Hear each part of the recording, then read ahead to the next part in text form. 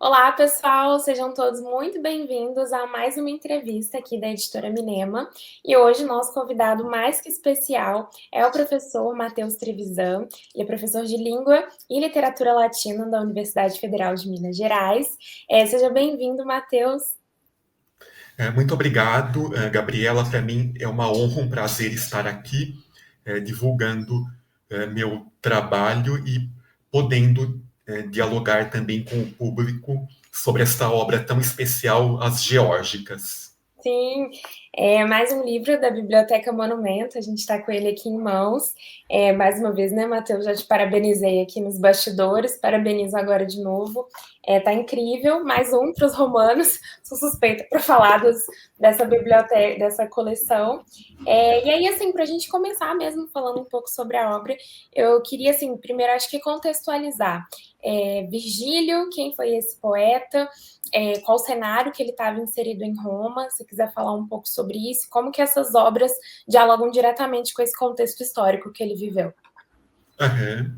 Então, sim, para nós, Virgílio é um grande autor da literatura latina, sempre uma referência e conhecido, sobretudo, pelas suas três grandes obras, né, na sequência temporal da composição, As Bucólicas, que é a série de 10 poemas de teor pastoril, que ele faz à maneira de Teócrito.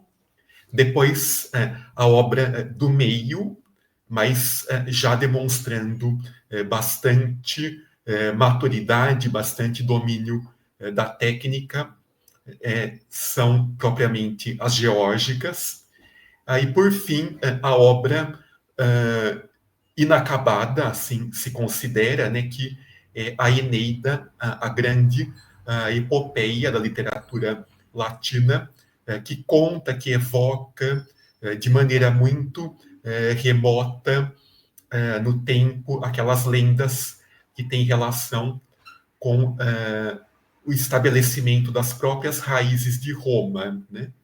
Então, na Eneida, temos a questão da migração do povo de Troia para o Ocidente, para a Itália, liderados por Enéas, e onde Enéas se estabelece e lança como que as bases remotamente de Roma. Né? Então, é sempre para nós um poeta que brilha, né, com grande talento, desde da obra de estreia, digamos, as bucólicas, e que dialoga intensamente com a cultura romana de sua época, com eventos históricos também que sucederam nesse tempo em que ele viveu, que foi o primeiro século antes de Cristo, e tão marcado em Roma pela mancha das guerras civis, mas também aos poucos por uma gradativa quietude, né, sob Augusto, sob Otaviano Augusto, que foi o primeiro imperador de Roma, e então sempre há alguma menção, mesmo no ambiente supostamente pastoril, calmo, das bucólicas, a guerra civil, como vemos fortemente na primeira e nona bucólica, a evocação das desapropriações de terras e por conta de perseguições a antigos inimigos de guerra. As geórgicas também estão imbuídas, né, de uma esperança de uma pacificação para a pátria, que Roma, enfim, pudesse retomar seu caminho de uma nova estabilização, uma nova prosperidade, né? O que acaba acontecendo de fato sob Augusto. E a Eneida é essa obra épica, magnífica, esse patrimônio incontornável da cultura ocidental, que ecoa o tempo todo, praticamente, passado, presente e futuro do poeta em relação aos destinos de Roma, né? E também com a grande evocação já da família imperial, né, reinante na Eneida. Não, perfeito. Assim, até que você comentou um pouco, né, sobre a Eneida ser considerado pelo Virgílio um poema inacabado, é um fruto, né, de muitos anos de trabalho e ele queria que queimasse tudo, ainda bem. Nossa sorte que não queimou, teve toda essa fortuna. É o poema, né, de fato mais famoso. Dante é meu Virgílio, enfim, é muito importante. Então, assim, é um autor extremamente importante para todos nós, muito grandioso, e é muito bacana falar sobre ele. E assim, né, já falando um pouco da Eneida, mas chegando então nas geórgicas em si, porque acho que a Eneida, né, enfim, todo mundo já ouviu falar desse nome de alguma forma, as próprias bucólicas, mas assim, esse livro do meio, que temos aqui em mãos. O que a gente pode falar mais sobre as geórgicas, apresentar um pouco sobre o livro, essa matéria, né, do que ele se trata, e as próprias fontes também que o Virgílio tem. Perfeito. As geórgicas seria para nós, filologicamente, no âmbito da literatura latina, classificada como um poema didático. Então, muitos não separam essa categoria poema, poesia didática da épica, até por um certo parentesco da forma, né? Então, sempre se trata na épica e na epopeia, na épica e na poesia didática, de formas textuais que se servem do hexâmetro datílico para a composição. Então, muitos não separam a poesia didática, veem, na verdade, como uma espécie de subgênero ou espécie da épica.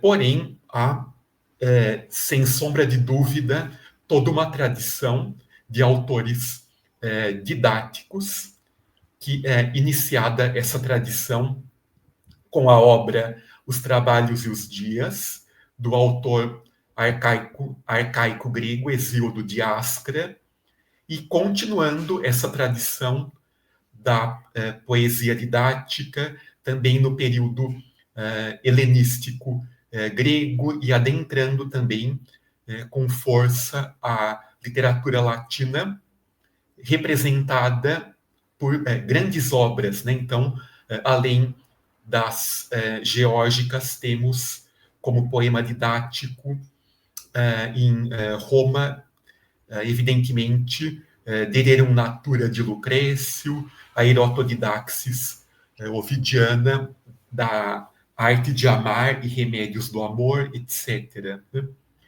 Então, quando pensamos em poema didático desde a origem hesiódica, pensamos em textos que têm como objetivo como que falar com o público, interpelar o público, não com uma mera função recreativa, uma mera função de uma arte pela arte, mas sim com um forte propósito de transmissão de conhecimentos e mesmo transmissão de sabedoria, de conteúdos vinculados à sabedoria mesmo em âmbito filosófico.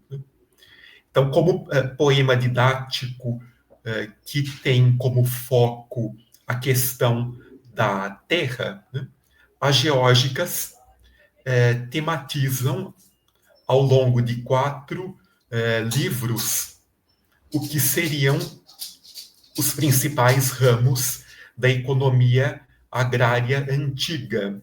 Então, dessa maneira, temos na primeira geórgica ensinamentos ou transmissão de preceitos de maneira poética a respeito do cultivo dos campos, em termos de uma produção sobretudo de cereais.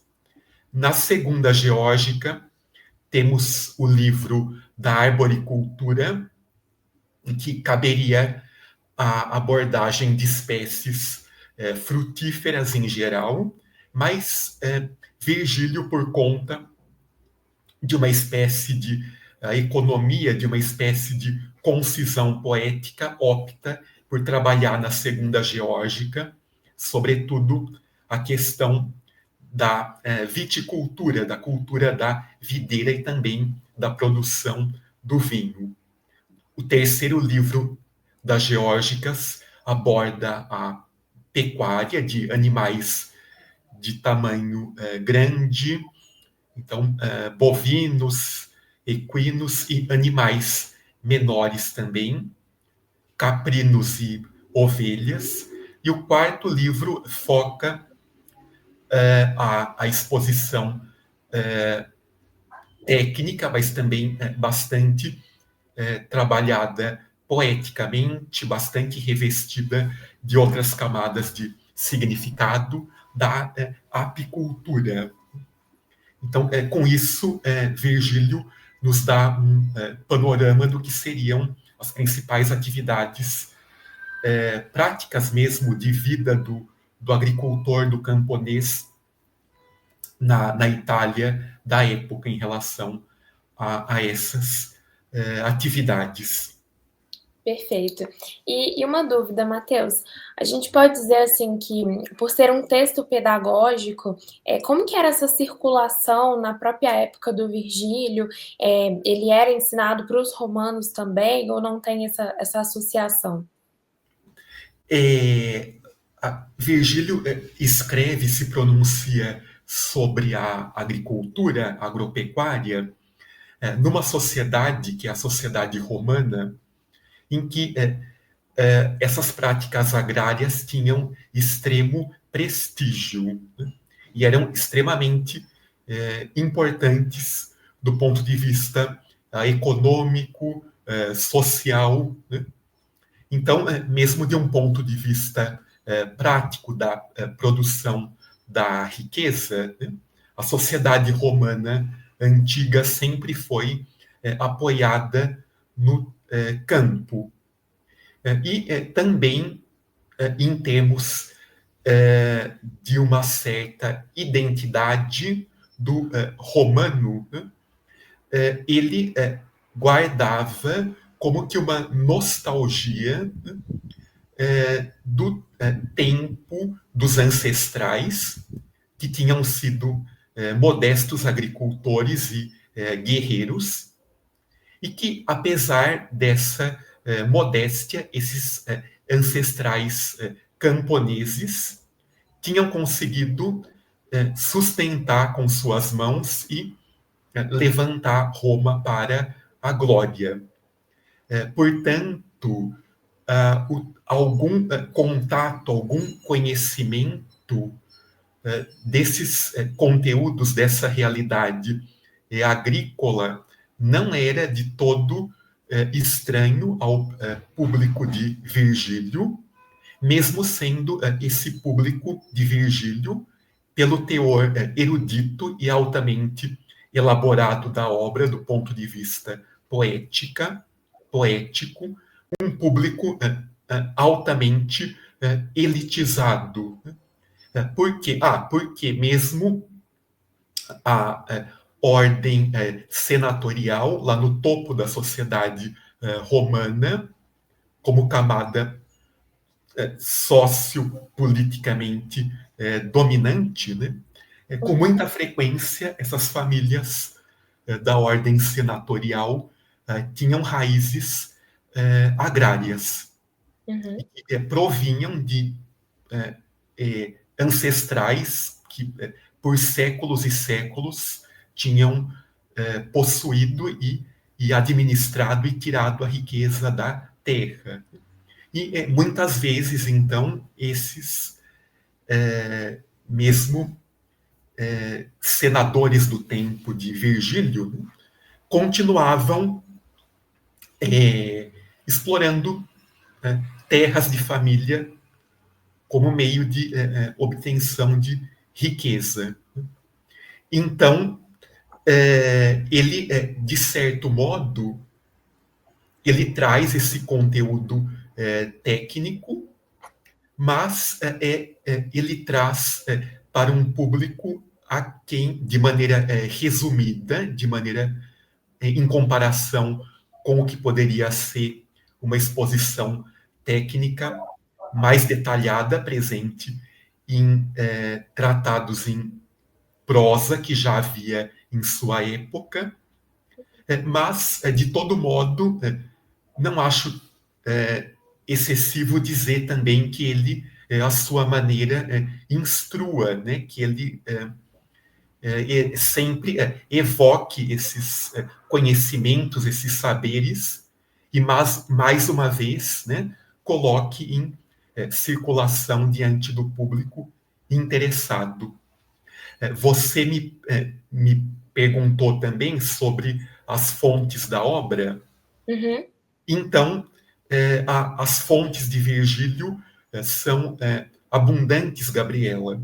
Então, a filologia nota passagens em profunda relação já com Hesíodo, lá no início da tradição da poesia didática antiga. Então, por exemplo, a passagem do livro primeiro em que ele descreve a construção do arado, né? Tem alguma relação com o poema hesiódico, e assim outras passagens. Ele pode também evocar trechos de filósofos gregos que eventualmente escreveram sobre a natureza, né? Então, como o próprio Aristóteles, Teofrasto, né?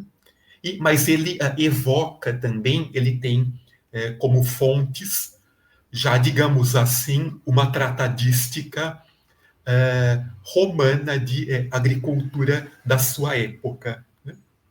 Então, há algo de Catão, né, com a obra De Agricultura, que é a primeira obra técnica nesse âmbito, produzida na literatura, na cultura latina. Então, esse De Agricultura, né, é uma obra do século segundo antes de Cristo, né? Ele evoca também uma outra obra em prosa, que é o De Re Rustica, ou Rerum Rusticarum Libri 3, do autor Varrão.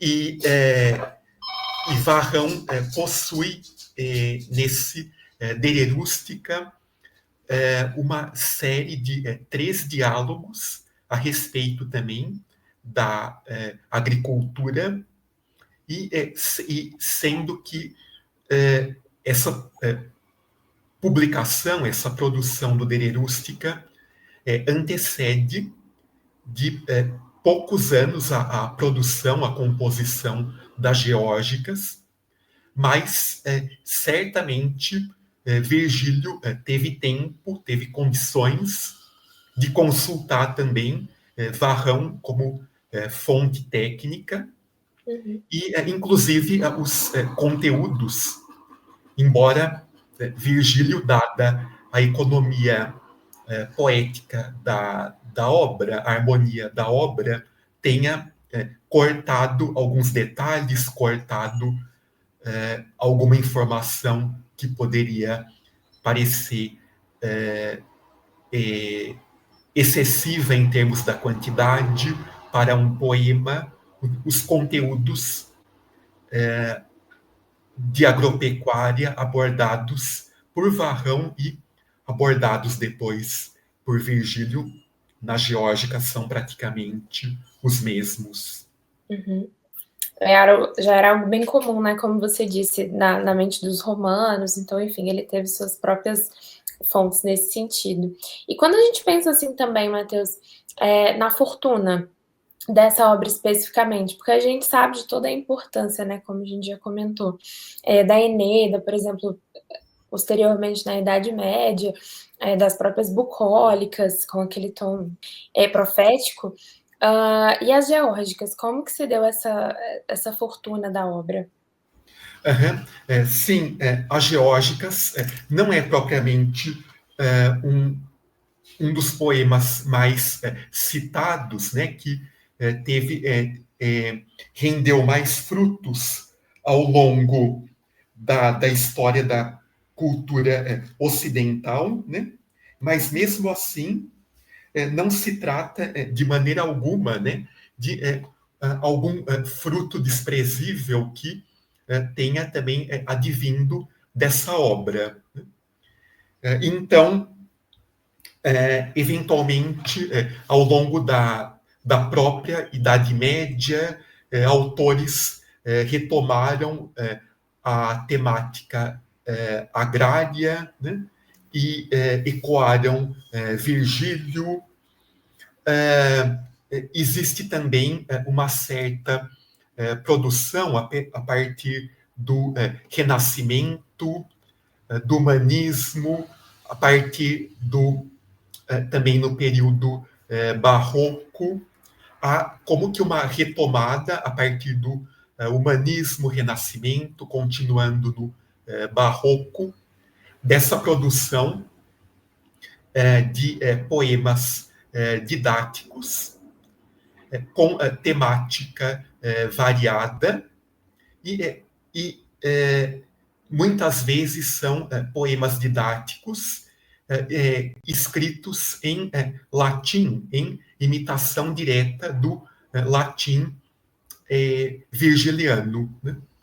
Então, há toda uma produção jesuítica de autores que foram, digamos, como que continuadores dessa linhagem didática virgiliana em tempos posteriores. Sobre a própria tradução, além da fortuna, como que a gente, em português, a gente tem tanto a tradução do Feliciano de Castilho, tem a tradução do Odorico Mendes, o que que a gente pode esperar da sua tradução, seus critérios de tradução, e como que se deu esse processo, como que inclusive Virgílio chegou até você, assim, seu interesse por Virgílio, por poesia didática? Uhum. Então, primeiro eu vou começar pela última parte da sua pergunta. Então, eu, primeiramente, tomei contato com as clássicas na Unicamp, no Instituto de Estudos da Linguagem, que foi onde eu fiz a minha graduação em letras. Conheci o excelente trabalho dos docentes que atuavam ali, tanto na área do latim, quanto também na área do grego. Né? Então, tivemos ali ilustres professores, como o professor Paulo Sérgio Vasconcelos, que até hoje é um grande referencial para mim nos estudos clássicos. Professor Francisco Ashka, professor Trajano Vieira, de fato, grandes mestres de língua e literatura greco-latina. Meu interesse foi sendo despertado pelo latim, porque era para mim uma possibilidade de tomar contato de forma, de fato, aprofundada com a tradição literária ocidental. Né? Então, me parecia sempre que esse esforço de procurar ir, como que as raízes, né, dos gêneros literários, muitas vezes praticados até a modernidade, não seria de forma alguma um esforço vão. Né?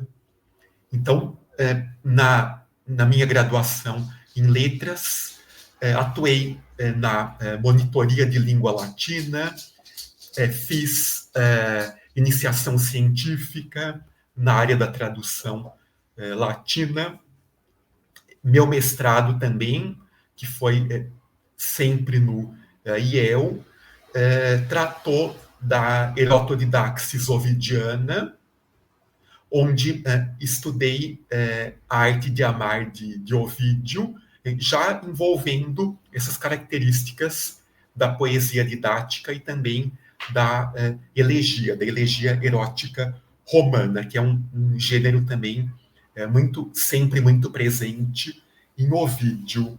Sim.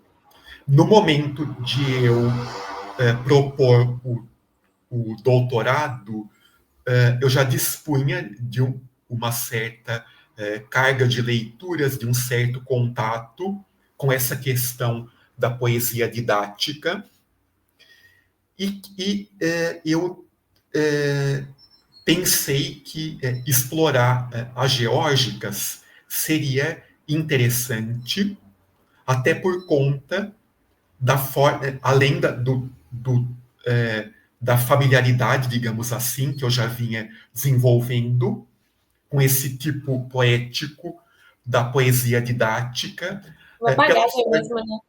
pela forte relação que ela mantinha com essas outras obras de agricultura em prosa, né, com Catão e Varrão. Então, o tema do meu doutorado foi, além da tradução, pelo menos parcial, dessas obras, sobretudo Catão e Varrão, também uma comparação dos modos de composição literária entre esses três textos. Então, o tratado catoniano, os diálogos de Varrão e as geórgicas. Uhum. Então, eu sempre me espantava com as geórgicas como sendo um manancial inesgotável de questões, não somente literárias, mas também envolvendo vários outros aspectos da cultura romana antiga. Então, me parece que nas geórgicas vemos muito da sociedade romana expresso, dos valores, dos papéis que eram socialmente atribuídos aos indivíduos. Vemos muito a entrada da história contemporânea ao poeta, ajudando a entretecer a obra. Vemos marcas da relação também entre a cultura romana e a grega. Enfim, eram muitas frentes para serem exploradas, e eu fui me encantando profundamente cada vez mais com essa obra, e tornei as geórgicas em mais de uma ocasião, depois também como professor, como docente na UFMG, tema de meus cursos, de minhas pesquisas, né? Então, eu já vinha anteriormente de um trabalho de tradução parcial das geórgicas, porque eu tinha publicado, né, eram outras traduções, mas parcialmente eu tinha publicado pela editora UFMG a geórgica primeira e a terceira. Então, foi para mim essa oportunidade da tradução da obra de maneira integral, né? E ainda mais acolhido, né, pela estrutura da Minema, por toda a atenção e carinho que eu vi dedicados o tempo todo à questão intelectual mesmo, de respeito ao conhecimento e da produção do livro, né? Então, foi para mim como que um coroamento de um longo caminho que eu já vinha desenvolvendo de muitos anos, né? verdadeiramente de um profundo leitor apaixonado pelas geórgicas. Em relação à questão do critério tradutório, eu acredito que há várias maneiras possíveis de traduzir. Então, existe a tradução mais acadêmica, existe a tradução mais criativa, mais poética. Eu acho que cada maneira de tradução tem o seu espaço, tem a sua consequência, tem o seu público. Porém, o importante é que cada tradutor não faça também nada forçado. Né? Então, eu acredito que fazer tradução poética, né, é para poeta, para pessoas que têm esse talento, independentemente da questão tradutória, que tem esse trato com a palavra indo nessa direção. Né? Então, não é o meu caso, né? Nunca me propus a ser poeta, nem traduzindo, nem escrevendo texto próprio, mas tentei manter na minha tradução, além, evidentemente, dos significados literais da obra, porque também é uma obra que abriga conteúdos técnicos. Então, Sim. esse conteúdo, ele não é ali acessório, ele é essencial porque o Virgílio está, de fato, descrevendo práticas, descrevendo objetos que eram encontrados no mundo real do agricultor romano e que deveriam fazer algum sentido para o leitor da época. Então, tentei o máximo possível me esforçar para não trair as palavras do poeta e também mantendo, na medida do possível, apesar da diferença que sabemos que há grande entre o sistema linguístico do latim e de uma língua moderna, analítica como o português, tentei manter ordem das palavras na medida do possível, tentei manter imagens, tentei manter figuras, e também optei, apesar de não ser uma tradução metrificada, do ponto de vista formal mais rigoroso, fazer essa partição da tradução em linhas, como se fosse acompanhando o andamento dos versos que o próprio poeta deu. Né? Então, por quê? Então, sendo, por exemplo, as edições da Minema, felizmente, bilíngues, com o acompanhamento do original, intentando que o leitor, não meramente o leitor recreativo, mas também o leitor acadêmico, que poderia buscar uma tradução como a minha, como objeto de estudo, de esclarecimento,